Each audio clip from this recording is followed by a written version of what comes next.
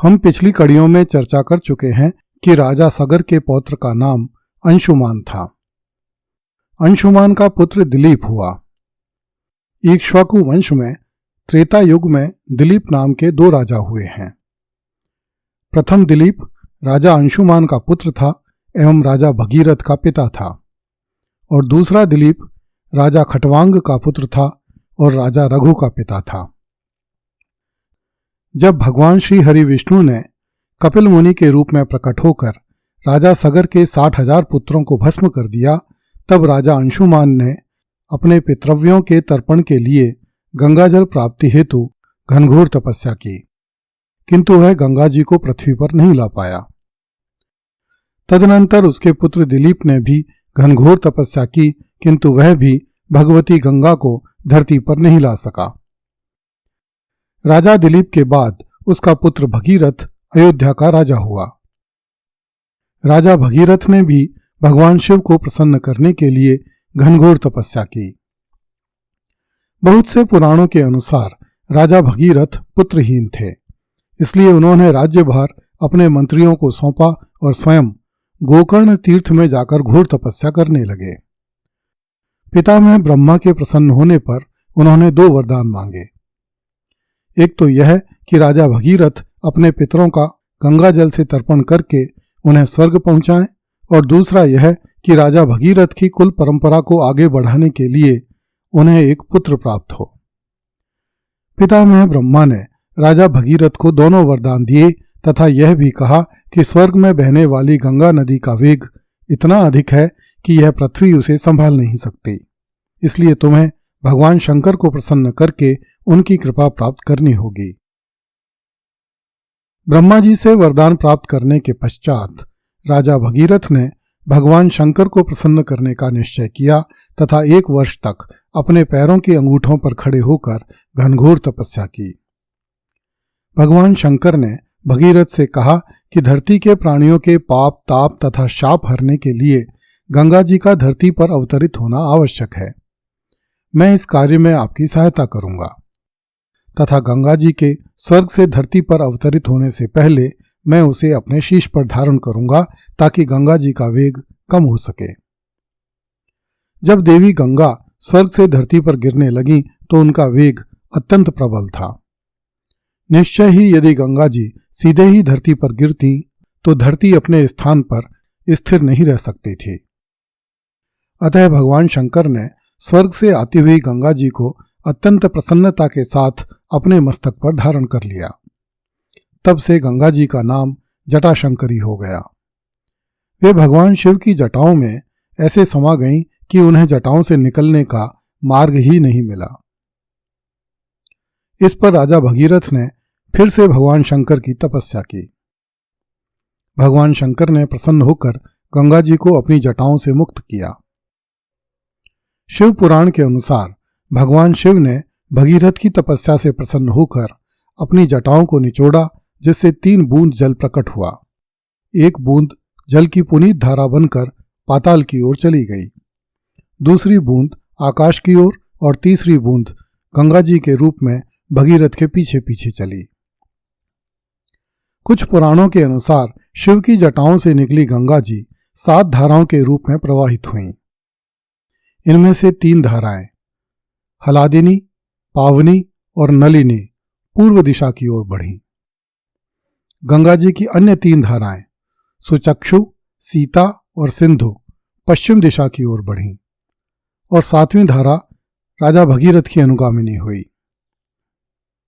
राजा भगीरथ गंगा जी में स्नान करके पवित्र हुए और अपने दिव्य रथ पर चढ़कर हिमालय से समुद्र की ओर चल दिए। गंगा मैया उनके पीछे पीछे चलीं। कुछ पुराणों में आए वर्णन के अनुसार इस मार्ग में जन्नू मुनि की यज्ञशाला थी, जो गंगा जी के प्रवाह में बह गई। इस पर मुनि ने क्रुद्ध होकर गंगा जी को पी लिया। गंगा जी के इस प्रकार विलुप्त हो जाने पर समस्त देवता चिंतित हुए और उन्होंने जन्नू मुनि का पूजन किया तथा गंगा जी को उनकी पुत्री कहकर मुनि से क्षमा याचना की। जन्नू मुनि ने गंगा जी को अपने कानों के मार्ग से बाहर निकाला। तभी से गंगा जी जन्नू सुता एवं जाह्नवी भी कहलाने लगीं। राजा भगीरथ पुनः अपने दिव्य रथ पर सवार होकर समुद्र की ओर चल दिए तथा गंगा जी राजा भगीरथ के पीछे पीछे चलती हुई समुद्र तक पहुंच गईं।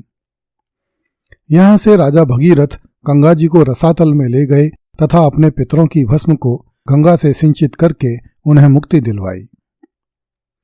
राजा भगीरथ के दृढ़ संकल्प को देखकर पितामह ब्रह्मा जी ने प्रसन्न होकर कहा, हे भगीरथ, जब तक समुद्र रहेगा तुम्हारे पितर देवता के समान पूज्य माने जाएंगे तथा गंगा तुम्हारी पुत्री कहलाकर भागीरथी के नाम से विख्यात होगी। 3 धाराओं में प्रवाहित होने के कारण गंगा आज से त्रिपथगा कहलाएगी। पुराणों में मिलने वाली कथा तथा महाभारत में मिलने वाली कथा में थोड़ा अंतर है। महर्षि वेदव्यास ने महाभारत के वन पर्व में तीर्थ यात्रा पर्व का सुंदर वर्णन किया है। इसी वर्णन में राजा भगीरथ की तपस्या का वर्णन हुआ है। महर्षि वैशंपायन ने राजा जन्मेजय को राजा भगीरथ की तपस्या का बहुत सुंदर वर्णन सुनाया था। इस वर्णन के अनुसार राजा भगीरथ ने गंगा जी को प्रसन्न करने के लिए हजारों वर्षों तक हिमालय पर्वत पर घनघोर तपस्या की। 1000 दिव्य वर्ष बीत जाने पर स्वयं गंगा जी ने साकार होकर राजा भगीरथ को दर्शन दिए तथा उनसे पूछा, महाराज, आप मुझसे क्या चाहते हैं?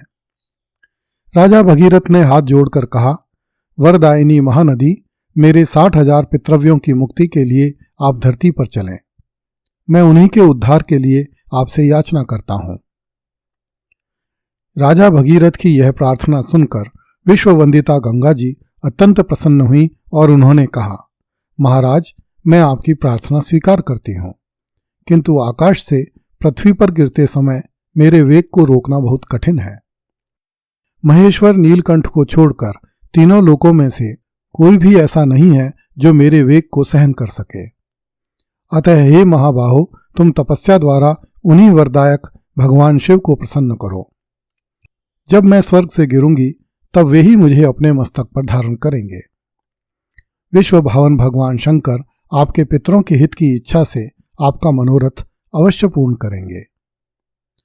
महाभारत की कथा के अनुसार जब गंगा भगवान शिव की जटाओं में होती हुई पृथ्वी पर अवतरित हुई तब वह राजा भगीरथ का अनुसरण करते हुए सूखे हुए समुद्र तक जा पहुंची, जिसका जल अगस्त्य मुनि ने पी लिया था। समुद्र को भरने के पश्चात गंगा जी ने पाताल में स्थित सगर के 60,000 पुत्रों का उद्धार किया। पहले स्वर्ग, फिर पृथ्वी एवं अंत में पाताल में बहने के कारण गंगा जी त्रिपथगा कहलाई। गंगा जी के धरती पर आने के उपलक्ष्य में राजा भगीरथ ने 100 अश्वमेध यज्ञों का अनुष्ठान किया। उनके द्वारा किए गए महान यज्ञ में देवराज इंद्र सोमपान करके मदमत्त हो गया। यज्ञ के अंत में राजा भगीरथ ने गंगा जी के किनारे 2 स्वर्ण घाट बनवाए तथा रथ में बैठी अनेक सुंदर कन्याएं धन धान्य सहित ब्राह्मणों को दान स्वरूप प्रदान की। पुराणों में उल्लेख है कि भगीरथ के संकल्प कालिक जल प्रवाह से आक्रांत होकर गंगा जी राजा की गोद में जा बैठी। इस प्रकार वह भगीरथ की पुत्री होकर भागीरथी कहलाईं और राजा की जंघा अर्थात उरु पर बैठने के कारण उर्वशी के नाम से विख्यात हुईं।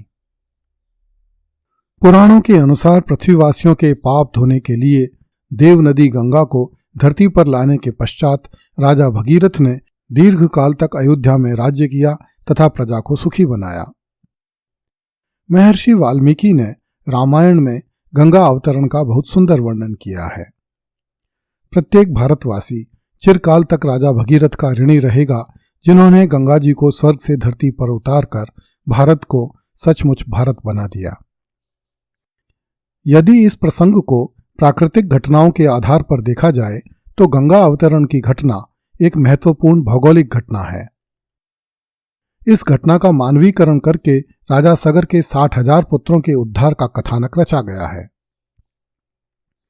गंगा अवतरण की घटना होने से पहले समुद्रों का जल हिमकाल के कारण हिमालय पर्वत पर जमा हो गया था, जिसके कारण समुद्र खाली हो गए थे।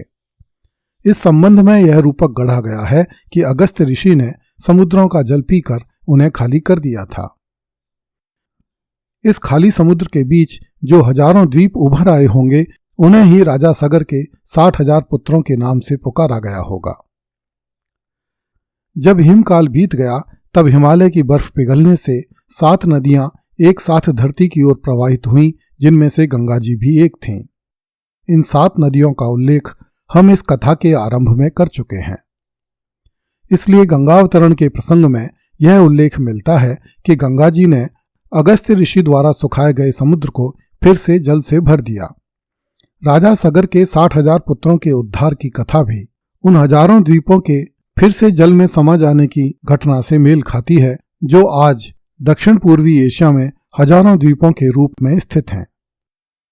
इस कथानक में वर्णन आया है कि राजा भगीरथ द्वारा किए गए यज्ञ में देवराज इंद्र सोमपान करके मदमत्त हो गया। इसका आशय इस प्राकृतिक घटना से लिया जा सकता है कि जब हिमयुग बीत जाने के बाद हिमालय का जल नदियों के माध्यम से समुद्र में भर गया, तब धरती पर फिर से वर्षा होने लगी। वेदों, उपनिषदों एवं पुराणों में इंद्र को वर्षा का देवता कहा गया है तथा उसके मदमत्त हो जाने का आशय अधिक वर्षा करने से लगाया जा सकता है। अगली कड़ी में देखिए हिमकाल की द्योतक है अगस्त्य द्वारा समुद्रपान की कथा।